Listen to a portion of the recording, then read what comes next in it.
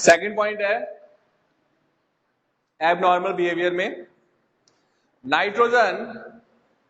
Nitrogen form p pi bond, nitrogen form p pi bond, whereas other elements of group 15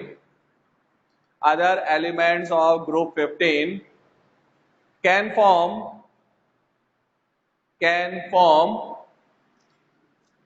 p pi d pi bond, p pi d pi bond। अब देखो means क्या है, p पाई और p पाई d pi bond का means क्या है। तो nitrogen जो है उसके अंदर कोई भी d ऑर्बिटल प्रेजेंट नहीं है, और d ऑर्बिटल प्रेजेंट नहीं है इसलिए नाइट्रोजन का p ऑर्बिटल अदर एलिमेंट के p ऑर्बिटल के साथ पाई बॉन्ड का फॉर्मेशन करता है। एग्जांपल ले इसका मैं HNO3,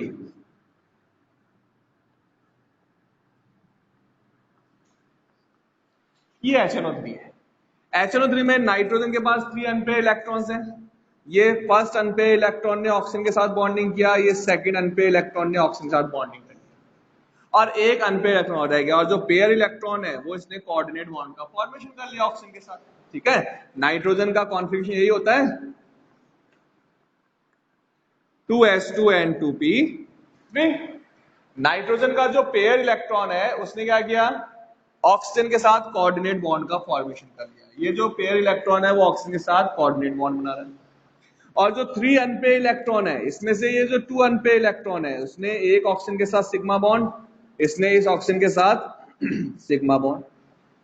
ठीक है, अब क्या रह गया, नाइट्रोजन का एक अनपेयर इलेक्ट्रॉन रह गया, और ये जो अनपेयर इलेक्ट्रॉन है ये क्या है, अनहाइब्रिड ऑर्बिटल में है। रीजन क्योंकि हम 11th करके आए हैं कि जो हाइब्रिड ऑर्बिटल्स होते हैं वो सिग्मा बॉन्ड का फॉर्मेशन करते हैं, और अनहाइब्रिड ऑर्बिटल पाई बॉन्ड का फॉर्मेशन करते हैं। तो यहाँ पर फर्स्ट तो सिग्मा बॉन्ड था, सेकंड क्या है, पाई बॉन्ड है। तो पाई बॉन्ड का फॉर्मेशन कब होगा, जब इसका अनहाइब्रिड ऑर्बिटल ऑक्सीजन के ऑर्बिटल से पाई बॉन्ड का फॉर्मेशन हो। ठीक है, ओवरलैपिंग करे, साइड वाइज ओवरलैपिंग करेगा तो क्या बनेगा, पाई बॉन्ड। ठीक है, तो यहां पर जो पाई बॉन्ड बन रहा है वो किसके बीच में बना, नाइट्रोजन के p ऑर्बिटल, ठीक है, और ऑक्सीजन के p ऑर्बिटल जो होता है उनके बीच में नाइट्रोजन का p ऑर्बिटल ऑक्सीजन के p ऑर्बिटल के साथ ओवरलैप कर रहा है और पाई बॉन्ड का फॉर्मेशन करता है। तो ये जो पाई बॉन्ड है इसको क्या बोलेंगे हम, p पाई बॉन्ड। मतलब नाइट्रोजन का भी p ऑर्बिटल और ऑक्सीजन का भी p ऑर्बिटल जो है वो पाई बॉन्ड का फॉर्मेशन में। ठीक है, दूसरा एग्जांपल लेते हैं अपन एक और।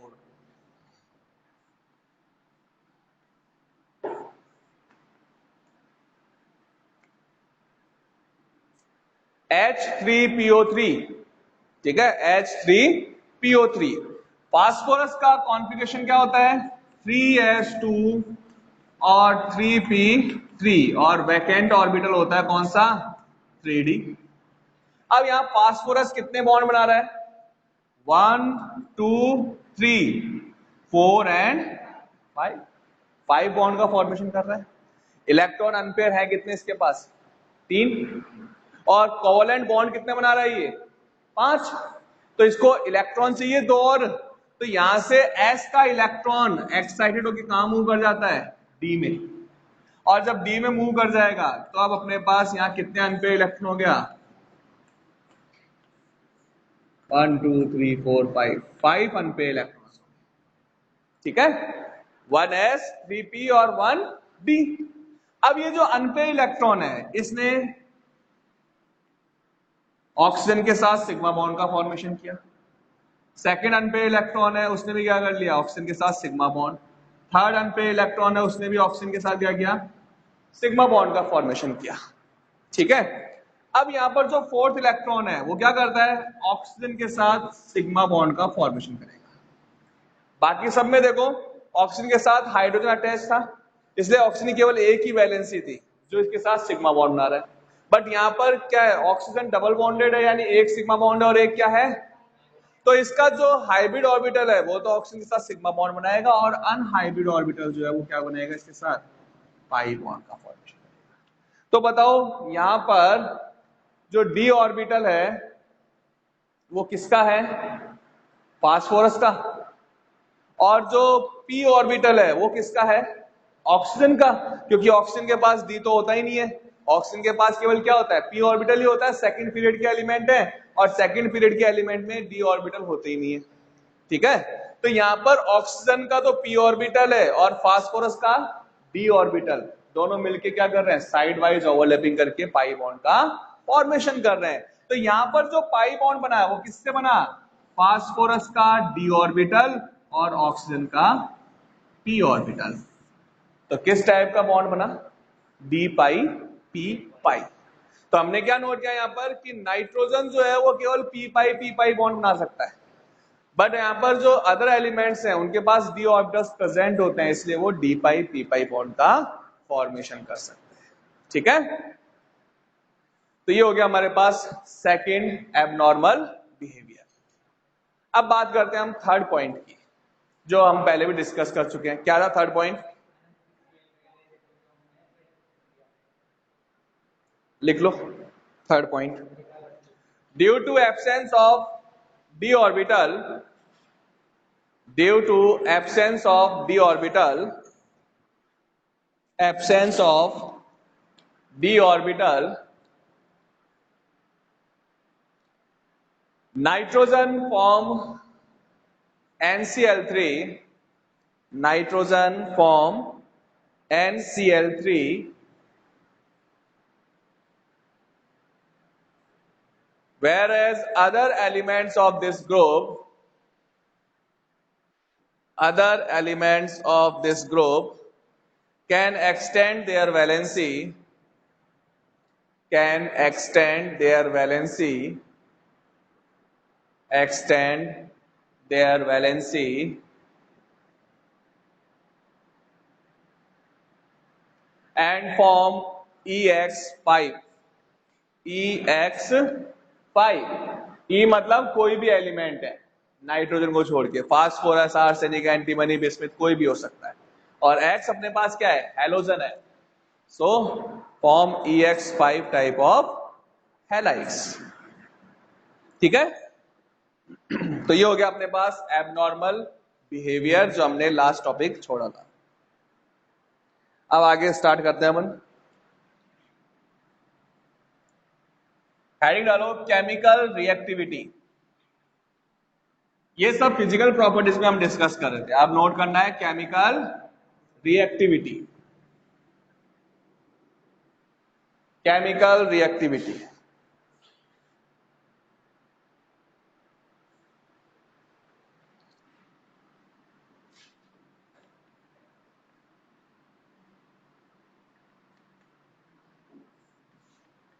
और केमिकल रिएक्टिविटी में फर्स्ट पॉइंट,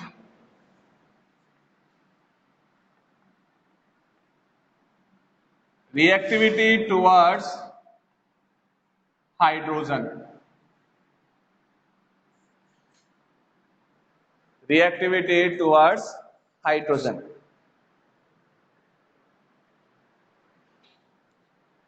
लिखिए, group 15 elements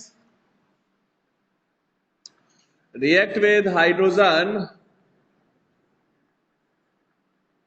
react with hydrogen and form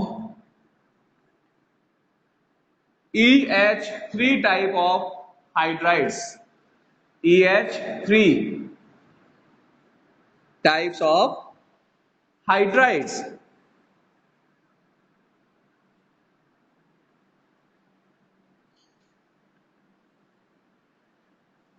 EH3 types of hydride।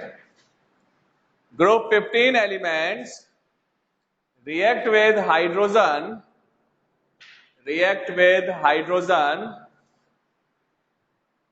to form, react with hydrogen to form EH3 types of hydrides, EH3 type of hydrides। ठीक है, और example NH3, PH3, ASH3, SPH3 and BiH3।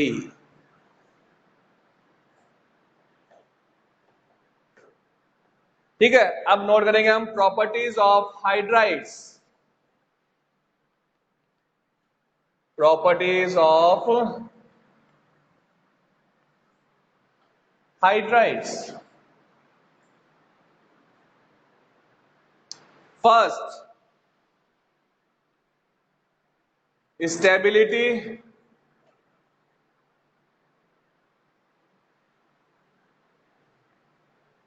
Note करो। When we move up to down in a group, move up to down in a group, stability of hydrides decreases. Stability of hydrides decreases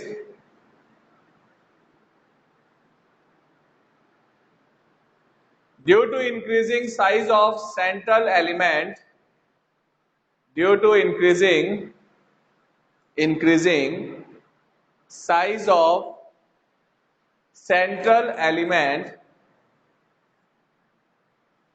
size of central element, decreasing overlapping with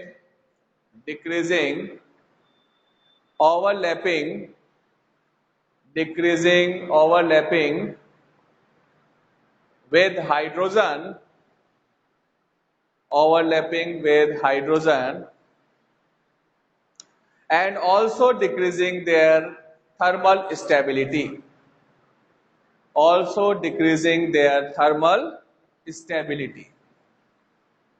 ठीक है, book में दिया हुआ नहीं है properties, लेकिन properties पे reasoning questions आते हैं, इसलिए मैं यहाँ पर आप लोगों को सारी प्रॉपर्टीज लिखवा रहा हूँ। ठीक है, बुक में केवल चार्ट बना हुआ है, उसमें लिखा हुआ है कि स्टेबिलिटी का क्या होता है अपने पास, उसकी जो है डिसोसिएशन एंथैल्पी दी हुई है। तो देखो यहाँ पर हमने क्या कहा कि ग्रुप में अप डाउन मूव करते हैं तो थर्मल स्टेबिलिटी जो होती है वो क्या होती है, इंक्रीज होती है। थर्मल स्टेबिलिटी डिक्रीज होती है। डिक्रीज होने का मतलब कि बॉन्ड इजीली ब्रेक हो जाता है, कम टेम्परेचर पे ब्रेक हो जाएगा। ऐसा क्यों हो रहा है? क्योंकि अप डाउन मूव करते हैं तो साइज क्या होता है, इंक्रीज होता है। अब इनका सेंट्रल एलिमेंट का साइज तो इंक्रीज हो रहा है और हाइड्रोजन का साइज क्या होता है, सेम स्मॉल साइज होता है। तो उस केस में कंटिन्यू जब साइज इंक्रीज होता है तो हाइड्रोजन के साथ ओवरलैपिंग जो है वो डिक्रीज हो जाती है। ठीक है, क्योंकि साइज का डिफरेंस ज्यादा होगा तो ओवरलैपिंग कम होगी, और ओवरलैपिंग कम होगा तो जो बॉन्ड स्ट्रेंथ होती है वो डिक्रीज हो जाता है। तो अपन यहाँ कह सकते हैं कि अप डाउन मूव करते हैं तो बॉन्ड स्ट्रेंथ जो होती है वो डिक्रीज होती है, या जो स्टेबिलिटी ऑफ बॉन्ड है वो क्या होगा, डिक्रीज होगा। ठीक है, सेकंड पॉइंट नोट करो। सेकंड पॉइंट है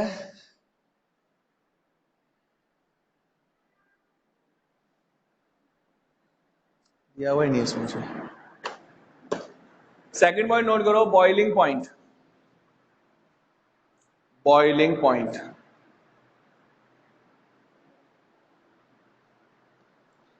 in group 15 hydrides,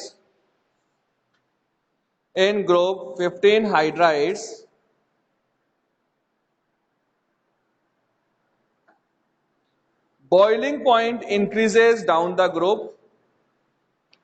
Boiling point increases down the group with increasing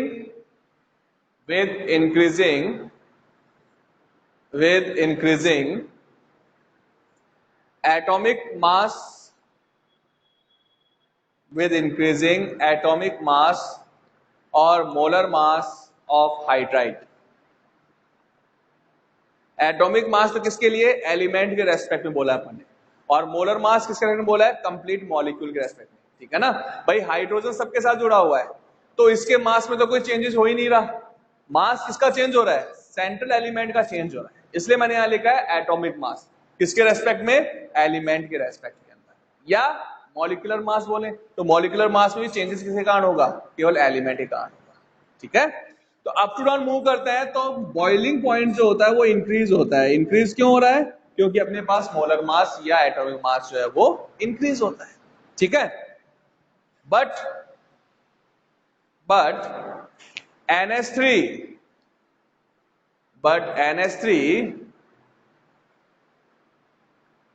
has higher boiling point higher boiling point,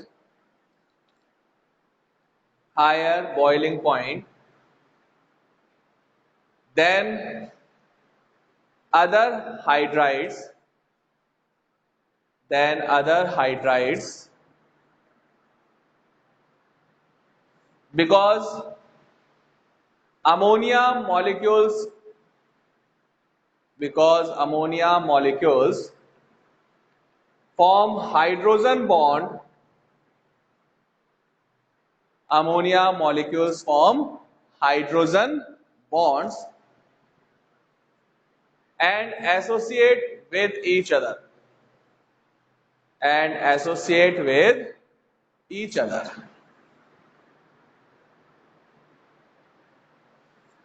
That's the reason that boiling point of ammonia, boiling point of ammonia is greater than, is greater than pH3, pH3 और ASH3, ASH3. बाकी इन दोनों का तो boiling point ज्यादा होगा इससे, ठीक है, बट अपने जो नियरेस्ट एलिमेंट है उनके कंपैरिजन में बॉइलिंग पॉइंट हायर होता है. तो जनरल ट्रेंड है वो तो ये कहता है कि अप टू डाउन मूव कर रहे हैं, बॉइलिंग पॉइंट इंक्रीज हो रहा है, तो इसका बॉइलिंग पॉइंट क्या होना चाहिए था, मिनिमम, ठीक है, मिनिमम होना चाहिए इसका, बट इसका बॉइलिंग पॉइंट इंक्रीज होता है, ये अपने नियरेस्ट एलिमेंट के कंपैरिजन में हायर बॉइलिंग पॉइंट है. रीजन क्योंकि अमोनिया जो होता है उसमें नाइट्रोजन का इलेक्ट्रोनेगेटिविटी ज्यादा है, और इलेक्ट्रोनेगेटिव ज्यादा है तो इसमें हाइड्रोजन बॉन्डिंग की टेंडेंसी होती है, इजीली हाइड्रोजन बॉन्ड का फॉर्मेशन कर सकता है, ठीक है ना. तो हाइड्रोजन बॉन्डिंग की टेंडेंसी है इसलिए इसका एसोसिएशन ज्यादा होगा, और एसोसिएशन ज्यादा होगा तो बॉइलिंग पॉइंट हायर होगा. नेक्स्ट पॉइंट नोट करो आप, basic nature, basic nature.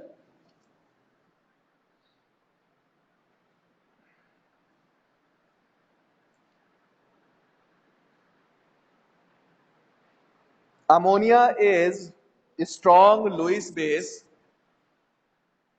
Ammonia is strong Lewis base, strong Lewis base, because it's easily donate electron pair, easily donate electron pair, whereas pH3 is weak base, pH3 is weak base,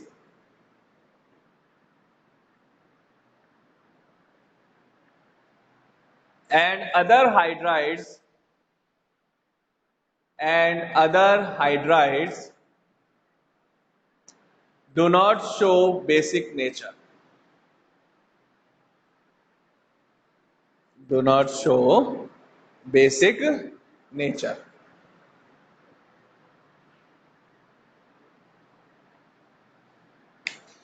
Because with increasing size of central element, increasing size of central element, electron density decreases on the surface, electron density decreases on the surface of element, surface of element, and decreasing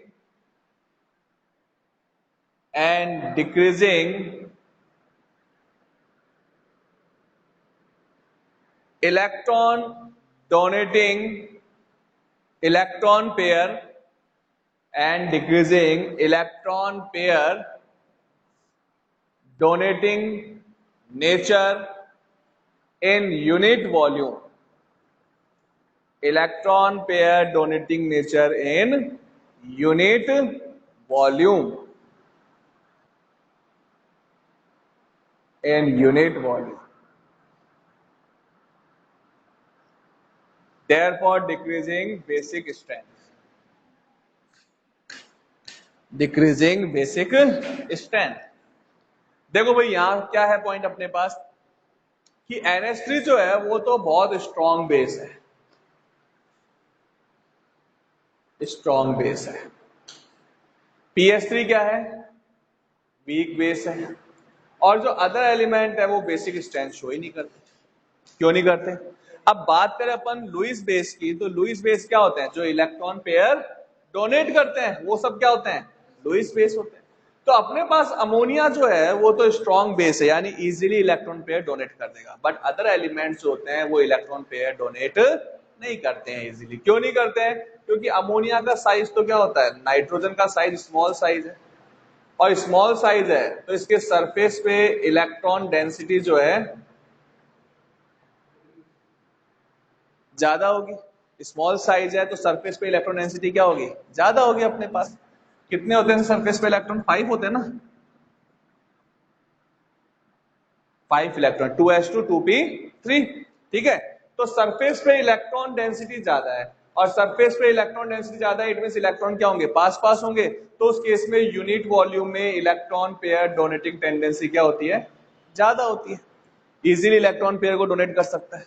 but up to down move करेंगे तो size क्या होगा, increase होगा, और size increase होगा तो electron density क्या हो जाएगी, डिक्रीज हो जाएगी। तो उस केस में यूनिट वॉल्यूम में इलेक्ट्रॉन पेयर डोनेटिंग टेंडेंसी क्या होती है, डिक्रीज होती है, ठीक है। इलेक्ट्रॉन डोनेटिंग टेंडेंसी तो इंक्रीज होती है, लेकिन electron pair donating tendency decrease होती है। और लुईस बेस क्या होते हैं, जो इलेक्ट्रॉन पेयर डोनेट करते हैं, ठीक है। अगर इलेक्ट्रॉन डोनेटिंग की बात करें तो इलेक्ट्रॉन डोनेटिंग टेंडेंसी तो इंक्रीज होगी, बिस्मिथ मेटल है, इजीली इलेक्ट्रॉन डोनेट कर देता है।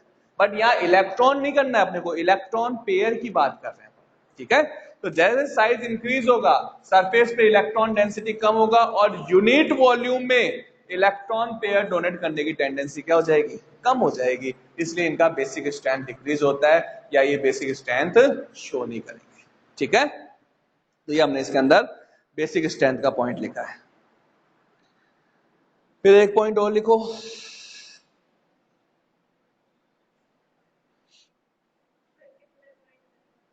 मत लिखो, छुड़वा देता हूं, बाद में क्वेश्चन आया तो मत पूछना कि क्वेश्चन कहां से आया, ठीक है। लिखो नेक्स्ट पॉइंट लिखो, reducing characters, reducing characters।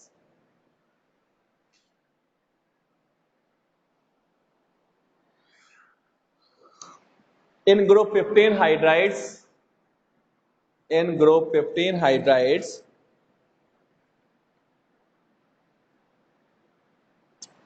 reducing character increases, reducing characters increases up to down, reducing characters increases up to down, because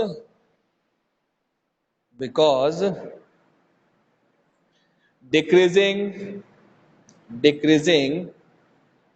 bond strength between element and hydrogen, bond strength between central element and hydrogen. तो reducing compound क्या होता है, reducing agents क्या होते हैं, जो किसी दूसरे कंपाउंड को रिड्यूस करते हैं और खुद क्या होते हैं, ऑक्सीडाइज होते हैं। और जो दूसरे को रिड्यूस करेगा और खुद ऑक्सीडाइज होगा, उसमें हाइड्रोजन का क्या होगा, रिमूवल होगा, ठीक है। तो हमने क्या कहा, अप टू डाउन मूव करते हैं तो साइज इंक्रीज होता है, और साइज इंक्रीज होता है तो थर्मल स्टेबिलिटी क्या होती है, डिक्रीज होती है। इट मींस यहाँ पर ये जो बॉन्ड है वो क्या हो जाएगा, वीक बॉन्ड होगा। वीक बॉन्ड होगा तो बॉन्ड इजीली ब्रेक हो जाएगा, हाइड्रोजन क्या हो जाएगा, रिलीज हो जाएगा, ठीक है। तो जो हाइड्रोजन का रिमूवल करता है उसका खुद का तो होता है ऑक्सीडेशन, और किसी और का क्या करेगा, वो रिडक्शन। तो उनको क्या बोलते हैं, रिड्यूसिंग एजेंट बोलते हैं। तो अप टू डाउन मूव करते हैं तो जो बॉन्ड स्ट्रेंथ है वो डिक्रीज होती है, और बॉन्ड स्ट्रेंथ डिक्रीज होगी तो उस केस के अंदर रिड्यूसिंग कैरेक्टर्स इंक्रीज होते हैं, ठीक है। तो अपने पास जो सबसे ज्यादा रिड्यूसिंग नेचर होगा वो किसका होगा, बिस्मिथ हाइड्राइड का, ठीक है, BiH3, इसका रिड्यूसिंग नेचर क्या होगा, मैक्सिमम होगा। क्यों, क्योंकि इसका बॉन्ड सबसे ज्यादा वीक है, इजीली हाइड्रोजन बॉन्ड ब्रेक हो जाएगा। ठीक है, तो ये हो गया अपने पास reducing character. Next point note करो,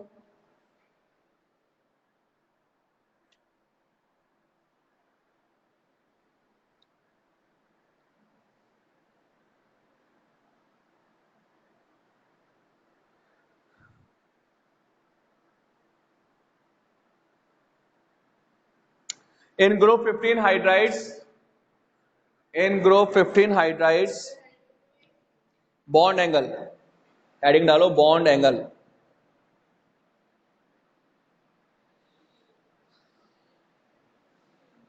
in group 15 hydrides when move up to down, when move up to down, bond angle between HEH, bond angle between HEH, bond angle between HEH decreases down the group, decreases down the group। ठीक है, अब देखो भाई यहां पर जो central element है, सबके अंदर सेंट्रल एलिमेंट का हाइब्रिडाइजेशन कौन सा है, sp3। सब में एक लॉन पेयर है, ठीक है। अब लॉन पेयर सब में इक्वल है, हाइब्रिडाइजेशन सब में सेम है, तो बॉन्ड एंगल क्या होना चाहिए था, सेम होना चाहिए। बट NH3 का बॉन्ड एंगल तो कितना है, 107 डिग्री, और PS3 का बॉन्ड एंगल लगभग 93 डिग्री के आसपास हो जाता है। ठीक है, तो ऐसा क्यों है अपने पास, बॉन्ड एंगल कंटिन्यू डिक्रीज क्यों हो रहा है, यहाँ पर अपने पास 92.89 समथिंग हो जाता है, फिर 91 डिग्री पे आ जाएगा, इस तरह से कंटिन्यू जो है बॉन्ड एंगल डिक्रीज हो रहा है। तो उसका रीजन क्या है बताओ, हाइब्रिडाइजेशन सेम है, नंबर ऑफ लॉन पेयर भी सेम है, but bond angle continue decrease हो रहा है। क्या रीजन है इसका,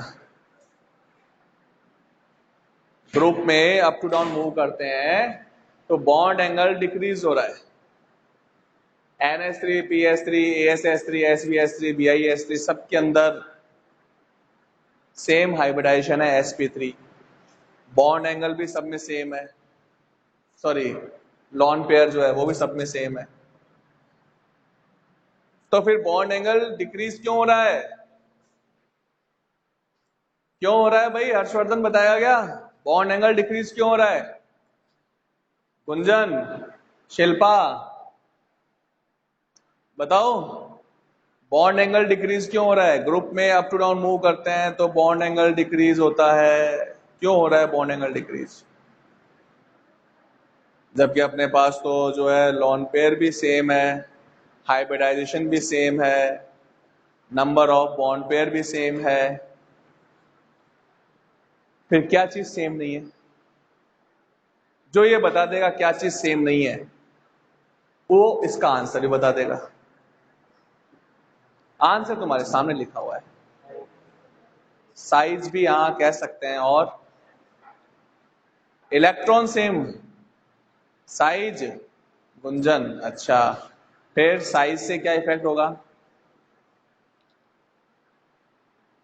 लॉन पेयर तो सेम है पिंकू, किसमें है ज्यादा लॉन पेयर बता, नाइट्रोजन में भी एक लॉन पेयर है, फास्फोरस में भी एक है, सब में एक ही लॉन पेयर है।